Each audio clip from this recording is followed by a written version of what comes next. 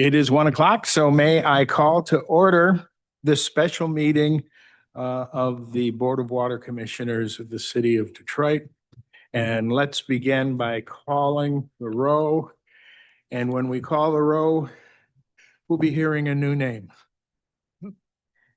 Chairman Einhauser, Present. Commissioner Davis, Commissioner Kinlock, Present. Commissioner Fagade, Present. Vice Chair Blackman is expected. Commissioner Garcia and Forte are absent. Mr. Chair, we have a quorum. Thank you very much. And of course, I speak for everybody, but I'll let them speak for themselves. In welcoming Commissioner Fagade, am I saying it correctly, Fagade? We're so delighted that you've agreed to join us. We've all been saying for a number of years, we have a great deal of engineering expertise in our staff. Our deputy director is an engineer, and we get high quality work from them. But at the board level, we always feel good when a set of eyes like yours is available to take a look at what we're doing. You're here. Absolutely. Thank you. Very honored. Very good. Then the next item is the approval of the agenda. Mr. Chair. Been moved and seconded by Kinlock. Any questions, corrections, or additions to the agenda? Hearing none. All those in favor, please say aye. Those opposed, and that is adopted. Next, the approval of the minutes of August the 13th, 2025. I guess it takes a special meeting to approve the minutes of a special meeting. And you have those before you. Is there a motion? Mr. Chair. It's been moved and seconded. Any corrections or additions to those minutes? Hearing none, all those in favor, please say aye. And those opposed, that is adopted. Next, public comment. Has anyone indicated a desire to address the board? I saw the sign-up sheet in the back. It was blank. Anybody online? I wouldn't be surprised since this is a special meeting. We do have one hand that is raised. Hand raised? Online. Whose hand is raised? Sam B. Sam B. B is in Bravo. Sam B. Sam, Mr. B? Yes, hi. I just want to address the board and talk about the accuracies and inaccuracies within the department and how it's affecting Detroit residents. We purchased our home on the east side of Detroit last summer. At the time of purchase, there were no liens on the property and official water department documents showing a $0 balance. When we called to switch the water into our name, we were told that the water was shut off to the property, which it clearly was not, as we had been using our water just fine, and that we would need a meter. Please keep this in mind, as it's the first of 4 discrepancies given to us from the department. They came out a month later to install a meter, and afterwards we received a bill for $18,000. After calling for information, we were told this reading came from an old meter found in the basement. Not one that was hooked up, but that was actually found by us in a pile of construction materials in a corner of the basement covered in dust. They told us that 1,187,000 gallons of water had been used in just 22 days. Clearly, this is a faulty reading taken from a faulty meter. The department technician is even noted in documents as saying the meter found was not working properly. So we followed the department protocol and officially put the bill in dispute. And as we were collecting information on the situation, we got 3 more discrepancies from the department. They told us that no one requested a final bill at closing, yet we have documents showing that's not true. They told us the last meter read was in 2019, but then on another occasion told us it was 2009. And then on yet another occasion that there was a meter read appointment in 2024. And then on December 10th, they told us the bill was still officially in dispute. And yet on Friday last week, we received a notice that our water is set to be shut off this Wednesday due to non-payment. and told us it hasn't been in dispute in the record since October 22nd. And now we can't put it back in dispute. What are Detroit residents supposed to do when every call to the department is met with inaccurate and conflicting information? When your own records contradict themselves?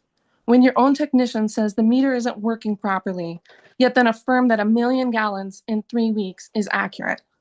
The city talks a lot about wanting to grow, to welcome in new people, and yet it treats Detroit residents like this, that the department puts its own negligence and inadequacy on us and charges us with the mistakes of the city. What are you going to do today to make this right and to show other Detroit residents that you actually care about them and about running things accurately and fairly? Thank you. You're welcome. Can you put your address in the comments? Yes, we can do that. All right. Yes, Commissioner Kinlock. Just, I do absolutely know, been around a long time, that information when it's first received, you have to look at it. But I'm hoping that someone actually had looked at this and in a way that would really be able to have determined something to the point that it didn't have to come to us. And so I'm hoping, so is anyone familiar with this case? You don't have to get into it. Is anyone familiar with this issue? I am not familiar with the case, but I will get familiar with it. And I suspect that there have been too many people looking into this, and we haven't come to the right conclusion. So I can assure her that she will not be shut off, that our my chief of staff, Matt Phillips, will give her a call today. We'll get to the bottom of the right answer, and she'll be satisfied when we do. Appreciate that. Thank you. Any other questions or comments? Is there anyone else who would like to address the board? Mr. Chair, there are no other hands raised at this time. Then we will close our period of public comment. And the next item is communication. There is none.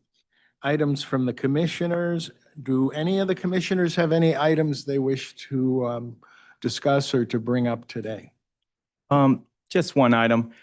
I think, where is it? Is on, oh my God, what is the street? Charlotte. There's a water main break on Charlotte and I guess Cass, or Peterborough and Cass. Hopefully someone, I'm sure some by now, someone should be, because it was gushing over there. Thank you. We got it. Did it already? Okay. All right. Any other commissioners have items they would like to bring before the board? All right, then let's move on to unfinished business. There is none. Item 9 is the approval of the consent agenda, and there's just one item, and that is 9A. The consent agenda, well, we've only got one item. Typically has a number of items in which they've been considered in great detail at the committee level. And so they are considered as a group. Would someone like to move the approval of 2026-34? It's been moved and seconded. Any discussion?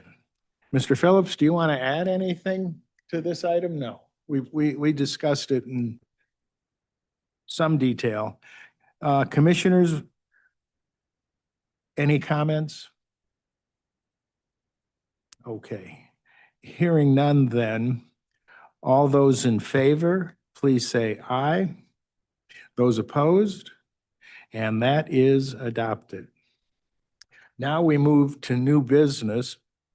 One of the items is, and we'll take these together, approval of the audit committee members and assignment of committees with regard to our new commissioner. Our bylaws give me the prerogative to appoint people to the committee, various committees. Last month, we discussed the creation of an audit committee.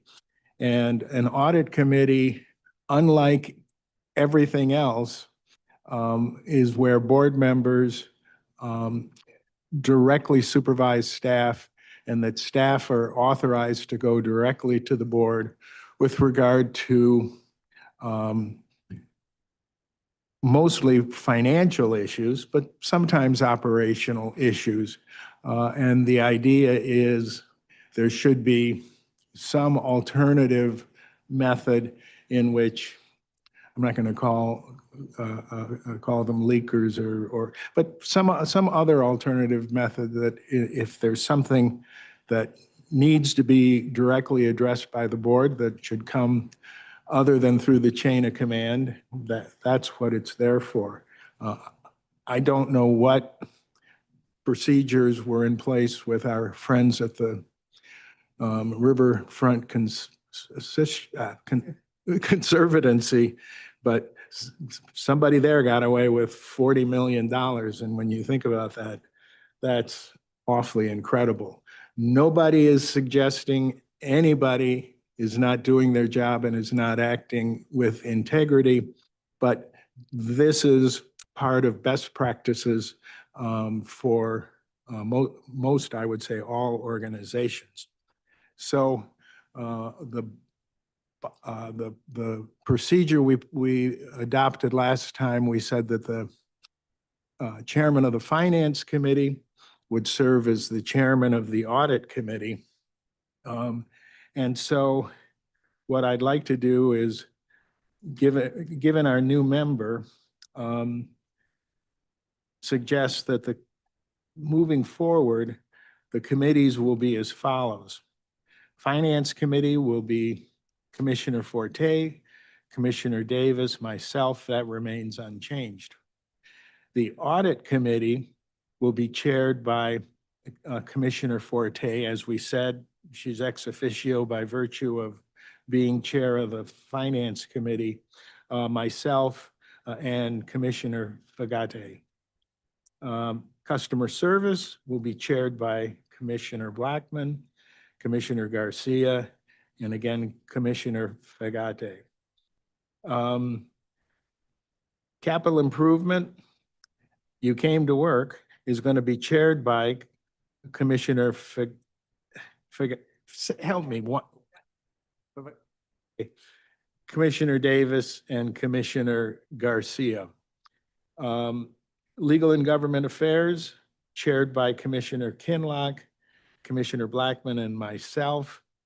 We have an Ethics Committee, and that is chaired by Mary Blackman. It's also Anil Gosain, Margarita Welsh, Tiffany Jones, and we're adding Commissioner Kinlock. And so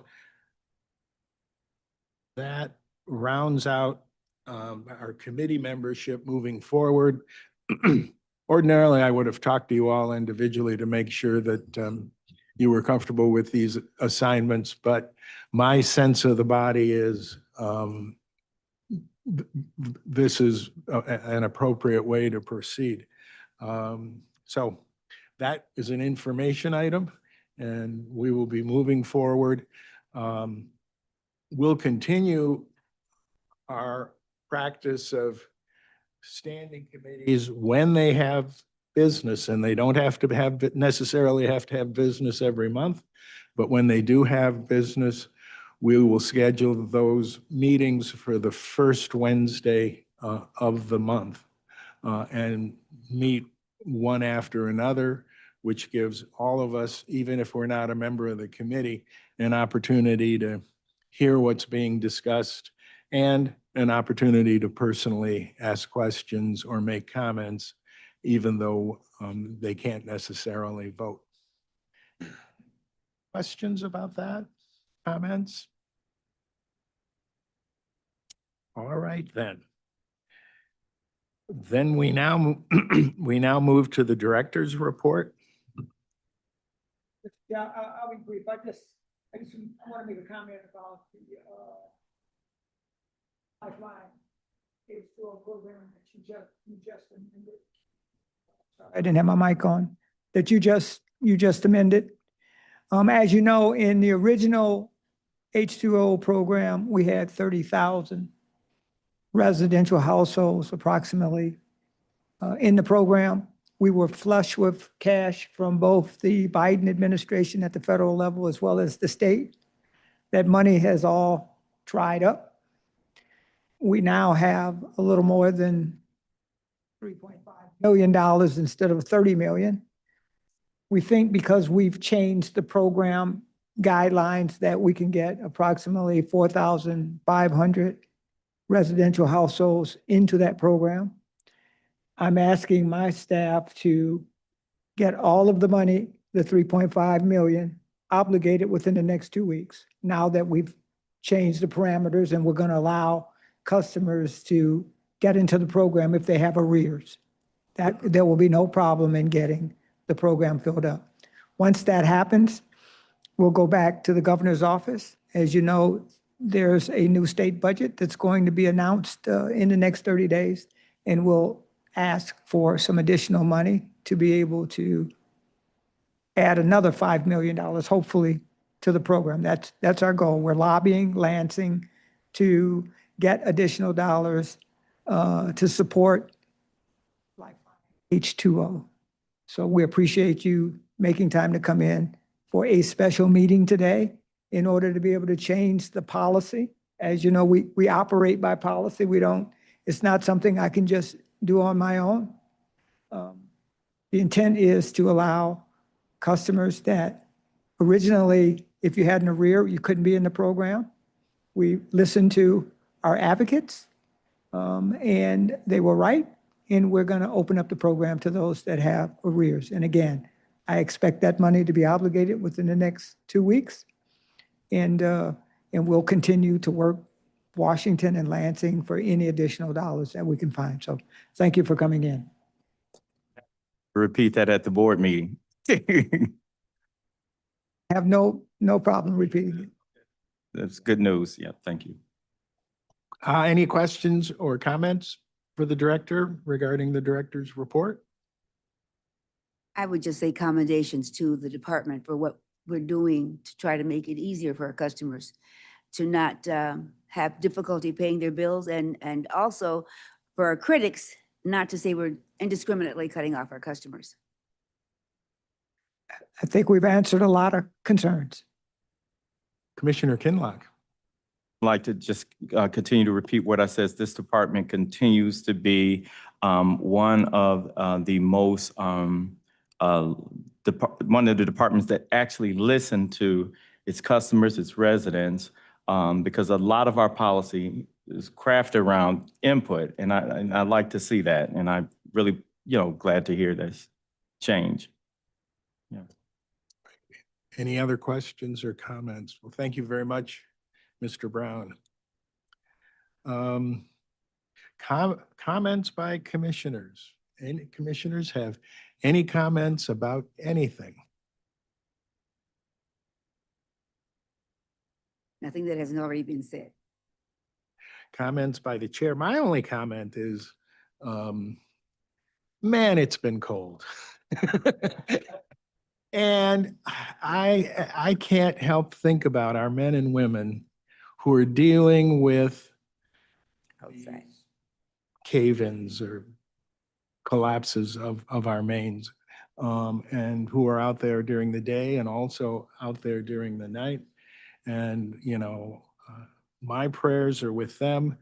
Some people don't think prayers are worth much, but if they don't appreciate the prayers, I hope they appreciate the admiration that we all have for the work that they're doing.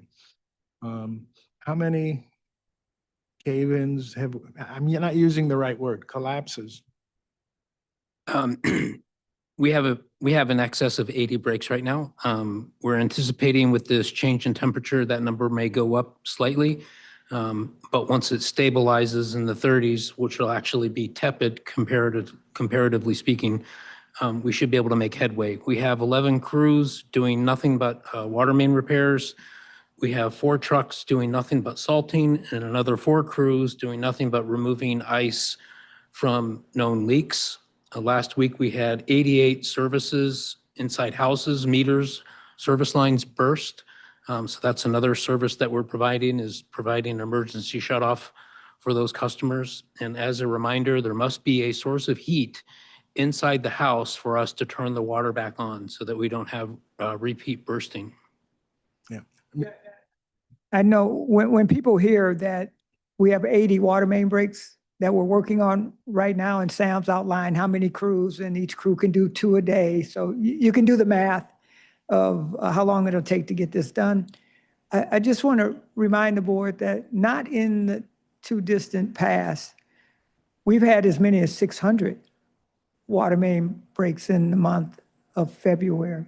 And so I like to believe, Sam and I have had this discussion, are we lucky or are we just good?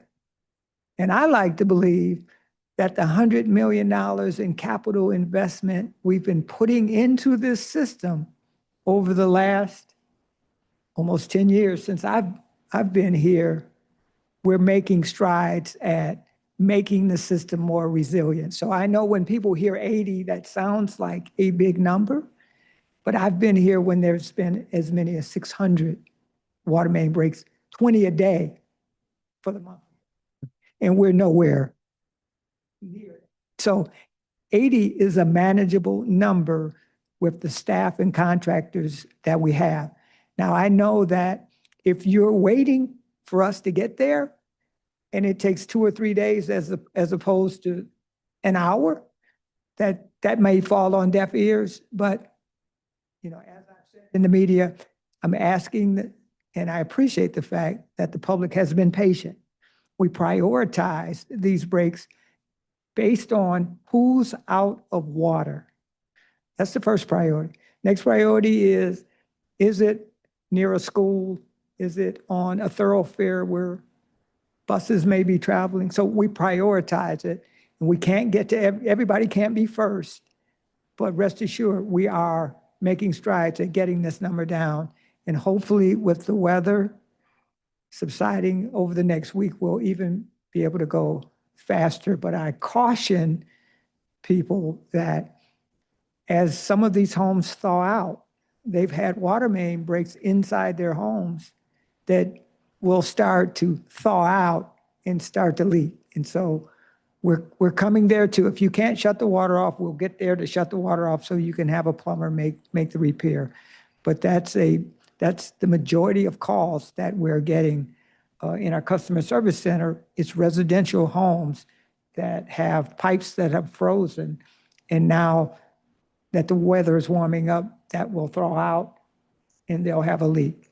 And again, if it's on the second floor or the third floor of a home and it's raining down to the basement, those are the priority.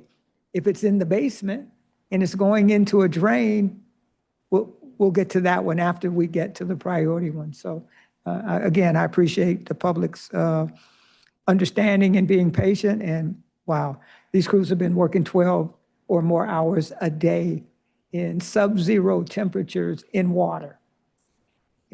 So we can't thank them enough for what they're doing.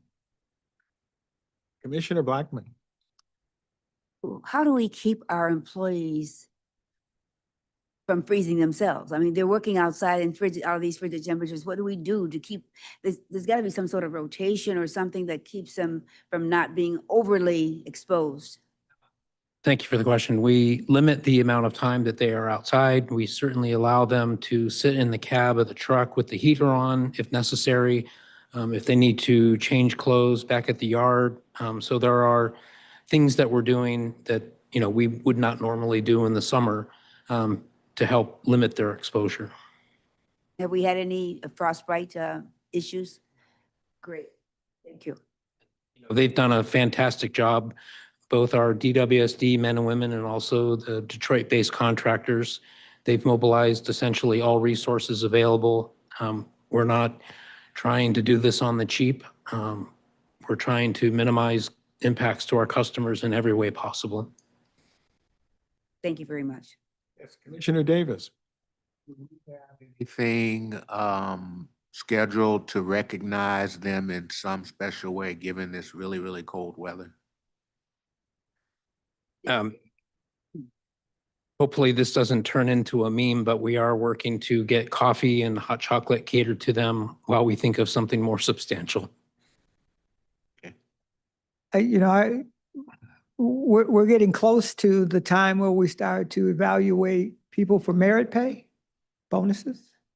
And so I certainly think the people that are out working in these elements should rise to the top of that list. And my staff knows that we have the luxury of working in these nice, warm buildings, and some of us even working from home.